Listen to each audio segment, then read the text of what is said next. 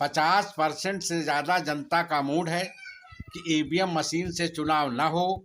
चुनाव में जितनी बड़ी धांधली हो रही है, जो सरकारें बन रही हैं, वो ईवीएम मशीन की बदौलत बन रही। दादा अपना परिचय दीजिए। मेरा परिचय है बाबा सुरेश चंद्र वर्मा, जिला अध्यक्ष भारत मुक्ति मोर्चा बाराबंकी। ये एक राष्ट्रीय संगठन है। इस संगठन का उद्देश्य है कि भारत को आज़ाद कराना। उस आज़ादी की लड़ाई भारत मुक्ति मोर्चा लड़ रहा है। 15 अगस्त 1947 को जो आज़ादी मिली, वो हमारे मूल निवासियों की आज़ादी नहीं थी, वो भारत की आज़ादी थी। और इस देश के अंदर चुनाव में जितनी बड़ी धांधली हो रही है, जो सरकारें बन रही हैं, वो ईवीएम मशीन की बदौलत बन रही। 50% से ज़्यादा जनता का मूड है कि ईवीएम मशीन से चुनाव न हो, और ईवीएम मशीन से चुनाव हो रहा है। जबकि 8 अक्टूबर 2013 को इस देश की सुप्रीम कोर्ट ने निर्णय दिया था कि ईवीएम मशीन के साथ पेपर टेल मशीन लगाई जाए, तो उसके आदेश का उल्लंघन करके ना तो 14 में लगाई गई, ना तो 19 में लगाई गई। और पेपर टेल में जो पर्ची निकलती हैं, ना तो उनकी आज तक गिनती की गई। इससे यह चुनाव पारदर्शी नहीं है। और हम लोगों ने 31 जनवरी के लाखों की संख्या में जंतर मंतर पर धरना प्रदर्शन किया, और चुनाव आयोग से हम लोग मांग कर रहे हैं कि ईवीएम मशीन हटाई जाए। तो हमारा कहने का मतलब है, जब देश में अगर आज़ाद होता तो प्रजातंत्र होता, तो प्रजा की जिस तरह से इच्छा हो, क्योंकि बाबा साहब ने कहा था कि वोट हमारा शासक चुनने का अधिकार नहीं है, शासक बनने का अधिकार है।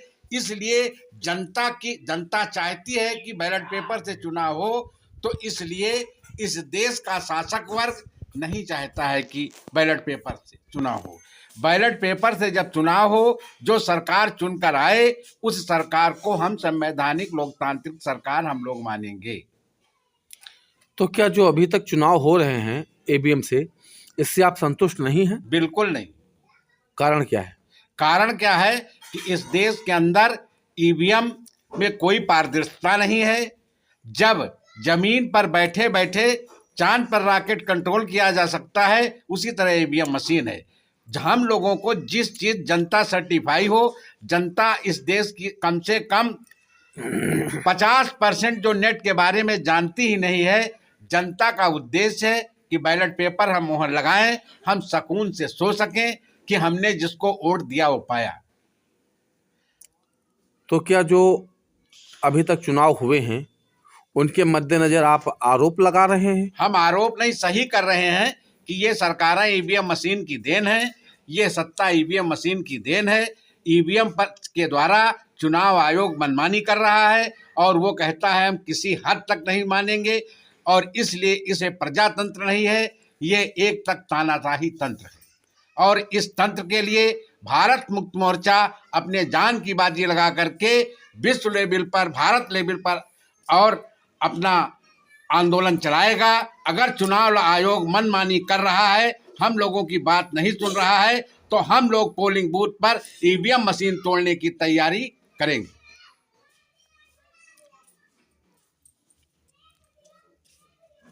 प्रदेश स्तर पर या राजधानी स्तर पर जो चुनाव हो रहे हैं, क्या अन्य पार्टियों को वोट नहीं मिल रहा है? अगर ऐसा नहीं है तो अन्य पार्टियां भी कैसे जीतती हैं? अन्य पार्टियां वोट का मतलब यह है मिल रहा है या न मिल रहा है।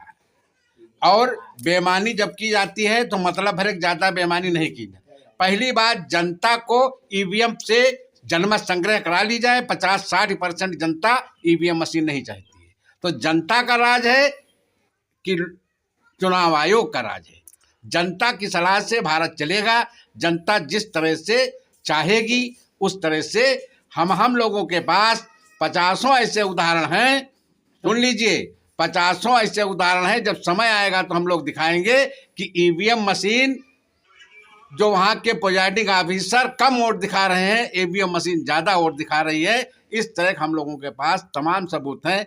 और अंत में मैं अपनी बातें कहता हूं, जिस देश के अंदर दुनिया में आप अमेरिका से विकसित नहीं हैं, जर्मन से विकसित नहीं हैं, जापान से विकसित नहीं हैं, जिन लोगों इटली से जर्मनी से विकसित नहीं हैं, जिन लोगों ने ये मशीन बनाई वहां की जनता ने आंदोलन करके ईवीएम मशीन हटा दिया।